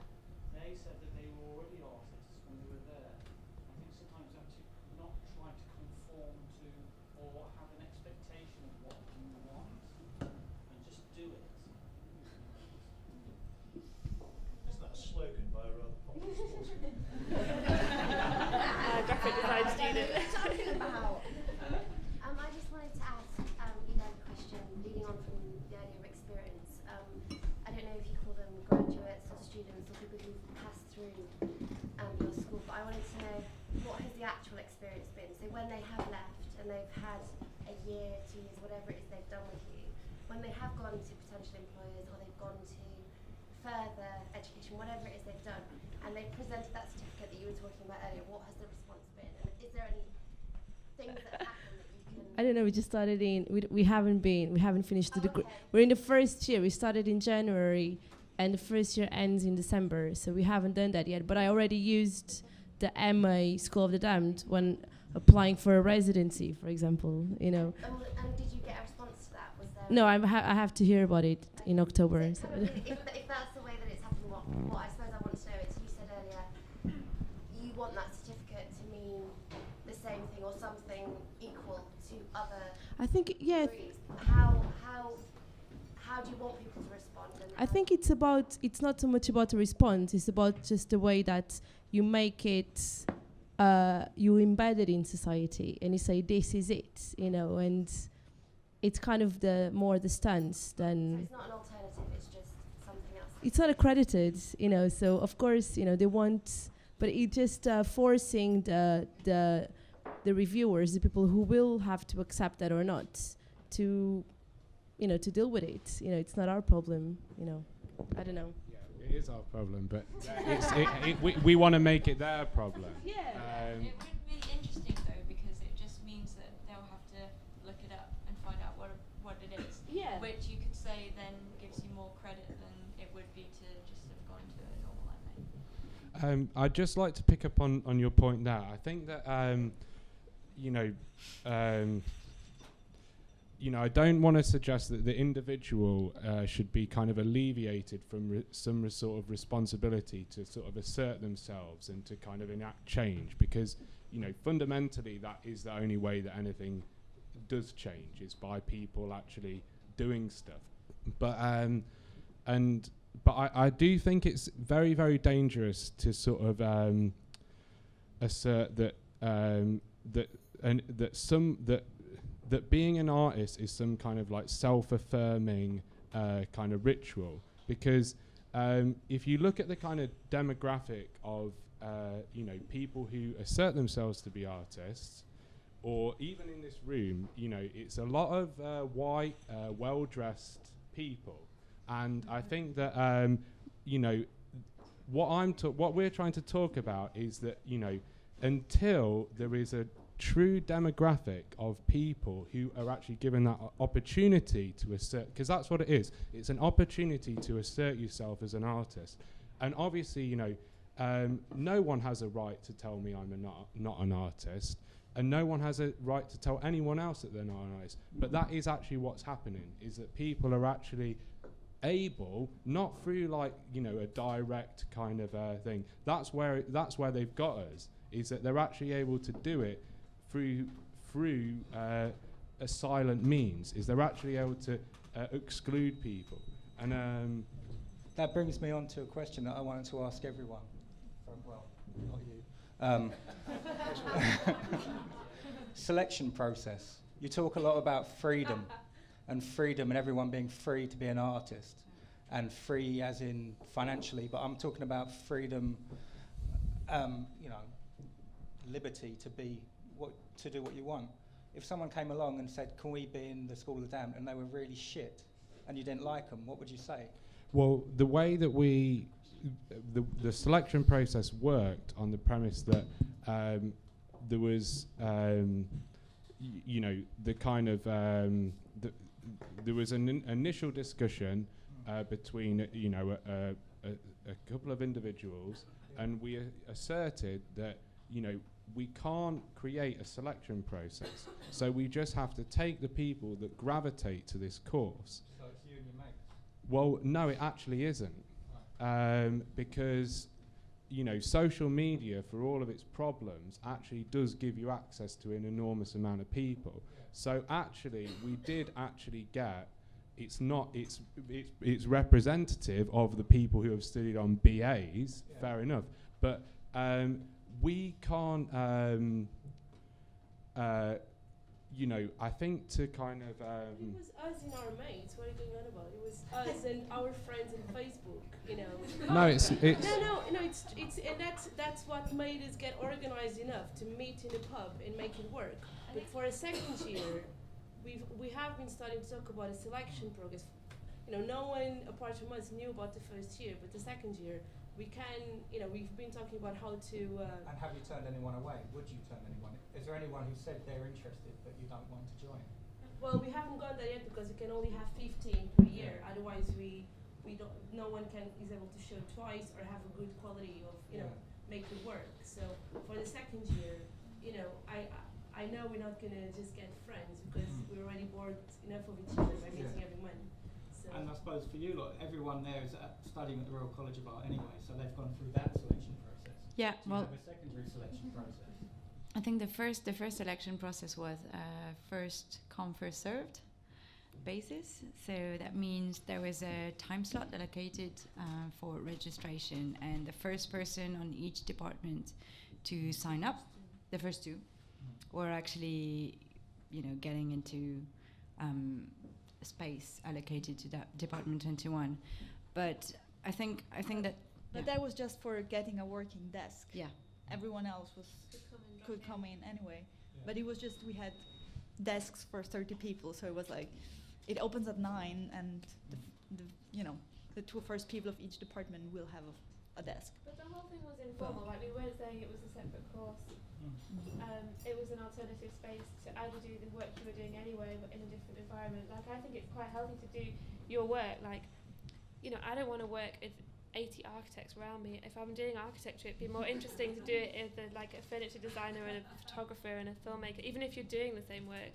So it wasn't necessarily like you have to join like Department 21 course. And then the reality of it was, it did change your direction, or you did get exposed to new ideas. But I think that was more like the feeling.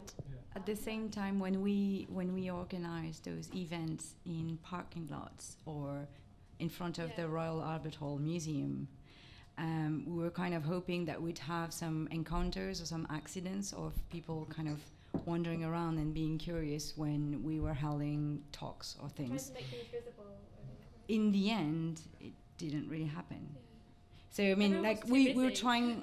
So the first part of the Department 21 was really inside the Royal College of Art, and at some point we decided, we had no choice, but we decided to kind of move to the public space, and that public space really didn't bring anything new, and it was still the same people discussing the same things. And even though we were in the street in front of either the Royal Albert Hall or on a parking lot, it's difficult to force people in. It's difficult to bring someone to a discussion where they don't feel they have the vocabulary, knowledge, or interests. And I think that's the same problem for you. You're 15 and you're discussing things in between yourself, and you have those strong statements about openness, which I don't know a lot about, but how do you engage? I mean, that's a question we had. How do you engage? We were in South Kensington discussing fees, politics, and art education or higher education with white, middle or upper class people that were already paying for their course. And we thought, so I mean, it's an interesting question. How do you bring people in, and how do you allow those discussions to happen with different people and different backgrounds? Do you want everyone coming in, or do you want some sort of elitism? Should art schools and design schools be elitist? I think they should. I think they should be. Sorry, if you take in everyone, then the ones that are potentially the greats will get disillusioned by the guys around. So I mean, you have this. You do have to have. Well, you don't have to have. But I guess that the idea is that you went to Brighton or you went to somewhere else. You went to somewhere else. That to create that kind of level, I guess. I think I don't know.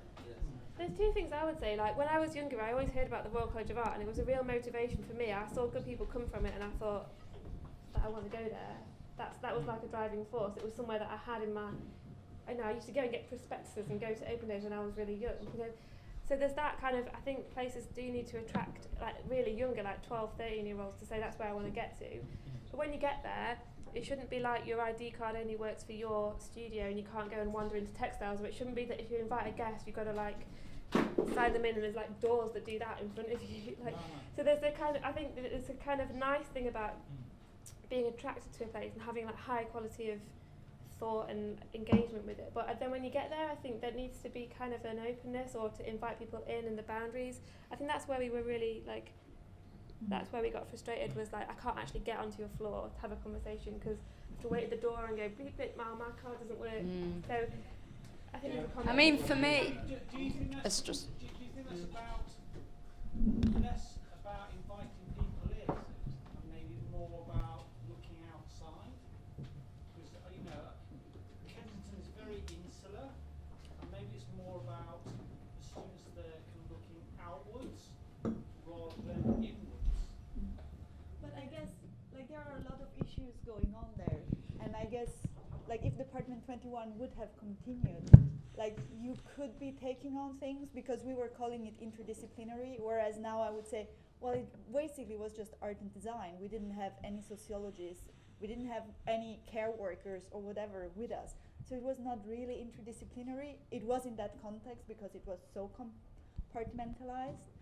And would the aim of it being to take it outside the RCA and it become a separate entity? It was always Not within the RCA. Yeah. Possibly so it was not a always separate within the boundaries of the RCA Because selection. that's what happens mainly with any kind of expert or alternative education. It's mainly about reacting to a political decision, kind of special situation. So mainly that's what happens.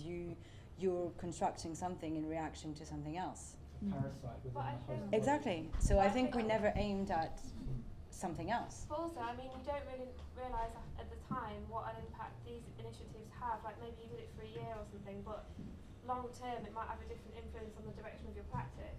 And I think that is kind of a ripple effect that you kind of forget about. You say, oh, we decide what we did, or you say it was only little or something, but then it does have an impact on how you see the role of design and the type of jobs you choose later on. But I think, isn't it also about the thing, like at least it was for me, like coming to London, it was the RCA who made me leave Italy and come to the UK because I felt, okay, if I want to do an MA, I want to go somewhere exciting. And everything I was looking at, I felt, well, yeah, the RCA could be an exciting place.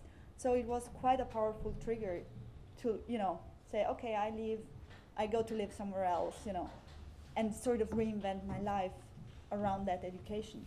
And coming to London, like figuring out what are the politics in the UK, what's going on here, what is Kensington, where am I? I mean, it took me at least until after the first Christmas to be like, oh, okay, now at least I can understand what people are saying when I go to the pub, because I couldn't really, get into conversations with people because my English was too poor.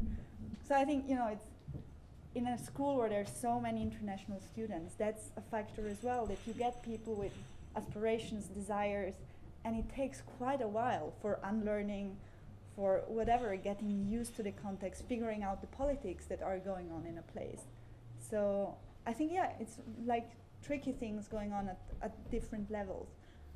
It's interesting, this idea of elitism and these like schools that have reputations and admission processes, and you're asking the question as a tutor to these new schools, how are you going to exclude people, admit people, create an identity for yourself?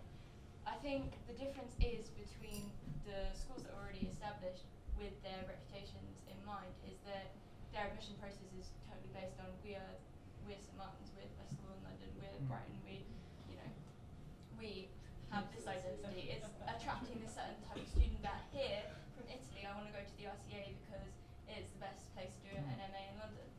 Whereas the schools like that are advertising themselves as free thinking schools are attracting students who don't want to go to a place with a reputation for education or for selling their art or for creating artists that are fashionable. Because just to point in on there, sorry, but it just really nipped in at the right point, because the school that I was part of was more like, can you commit to this? If you can commit to this, then you're in. It doesn't matter if your artwork's shit, it's like about us going through this process together. What is shit? The thing is that becomes a question that is completely irrelevant. It's whether or not you are passionate about it, whether or not you care about the cause the school is behind, and whether you can contribute to the community that is around that school or is within that school. And I think that is essentially what it is about to go to a school, which schools that are established now have completely forgotten. I suppose one of the things I would say is that it's not unusual. I mean, what you've done has a long legacy. I mean, some people may have heard of the Hornsey sit-in, and that was where the students at Hornsey occupied the college for, I think, 6 weeks. And one of the prompts to that was, I'm sure many of you know, Ken Garland was one of the prompts to that. And out of that came things like the manifesto about design, that we've had that regurgitated several times over now. But there are institutions. One of the great things about art and design is that it has to reinvent itself. And sometimes it has to reinvent itself through the quality of its work, the direction of the study, the academic levels, and sometimes it actually has to be quite politically involved, and it's about sit-ins, and it's about change, it's about student ownership of the curriculum, it's about students saying, no, you really are a bunch of old farts and you really do need to change, this is awful. And that's a good thing. I don't think that it happens quite as... I'm not addressing a state of anarchy, I don't think that's a good idea, but I think we need the cycle to be slightly shortened. It's strange that what you did and the Hornsey sit-in are spiritually very close, but they're nearly 45 years apart. Can you explain the sit-in a little bit more? Okay. We're running over, so we can do a bit more, but we just need to talk you. I'm going to leave the sit-in. I'll talk to you later about the sit-in. Yeah, can I just say that if Michael Gove was here and hear some of the debate about how you can be an artist without needing education, you would just be ecstatic. Now, you might be born an artist, that's fine, but what does education give you in life, in your career, whatever it might be? That's a question that needs to be asked more openly and continuously in art schools as an open-ended, not as a sense that there's a right or wrong answer to that, but as an open-ended debate. And I think there is space for that, but the space possibly can't be created by tutors. It must come from students themselves. And if the tutors allow a space to be created by students that is disruptive, then fantastic. If the institution is strong enough to take that, then I think the institution will grow and the discipline will grow. What worries me is if we're all a little bit too acquiescent, none of the debate will actually lead us anywhere, but also I'm deeply worried that the current government has this ideological attack against the arts and the human sciences and the social sciences. Why would they be doing that? They're not doing it because the creative industries don't create a huge amount of money for the economy. No, they're doing it because we complain. They're doing it because we ask questions. We're doing it because we say, well, couldn't it be a different way? Couldn't it be different? Couldn't it be better? Couldn't it be an alternative or something like that? I think that's, sorry, John. And this is a key issue that I think needs to be debated at colleges because colleges can do it. And they can do it because there is space within there, whether it comes to But students you're or within, staff. but it's hard because you're within it, so you're exactly perfectly placed to look at. But you're also you've been through their system. You're paying your mortgage, you're getting it right. The mortgage, man. What are you guys obsessed with choosing mortgages? Fuck that. Sorry, can I just this? Say that most tutors are committed to their subject first, their other half second, their cat third, the mortgage fourth. The issue that is at heart here is the value of a art and design education. And I think what we need to do is to say to the government somehow, that art education is in fact valuable. It has a purpose and it is an investment in society and in culture. That's a big debate to have, and it is absolutely essential to keeping the community together and allowing it to grow. I think that's exactly. If Michael Gove was here and he never He would have left. It's fine. But this is. But I think I completely.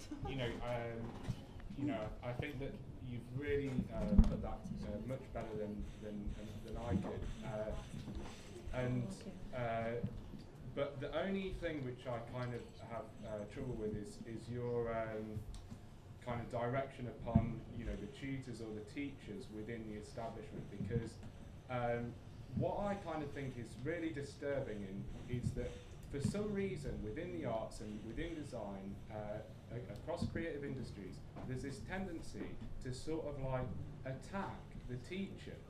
And in what other industry would you say to people, oh, you're just interested in hanging on to your job, mate. You're just interested in paying your mortgage, mate. You don't care about it.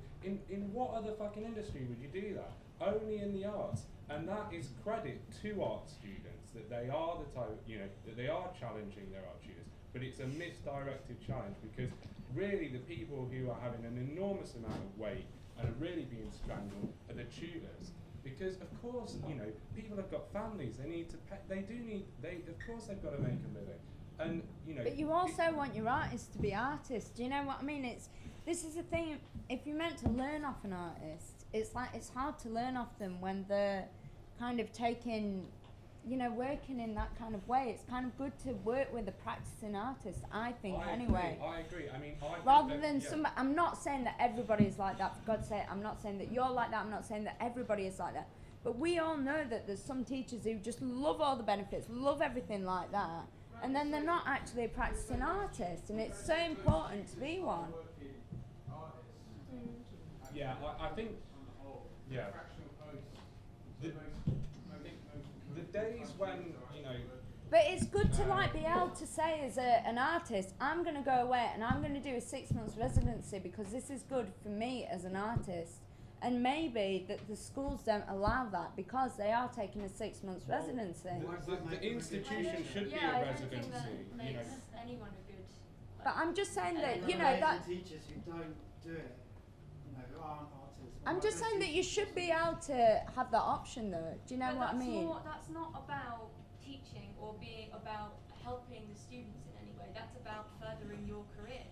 It's not. There's nothing. I don't know if it is. Do you know what I mean? We've all got to learn in somewhere. We've all got to go off and do residencies in somewhere. Perspective of because I've always been at schools where they say, you know, all of our tutors are practicing artists, and that is a really great thing. And now I'm coming to a position where I think that sometimes that is a good thing, and sometimes I think that the teaching comes second to, you know, their profession, which as an artist, as a graphic designer, as a sculptor, whatever, and it ends up being that you're just following the rules of the university to get this little bit of extra money that's facilitating your other work. And what it actually might mean it would be better is to have teachers who are really passionate about teaching as artists, as part of their art, and to somehow incorporate the two, where...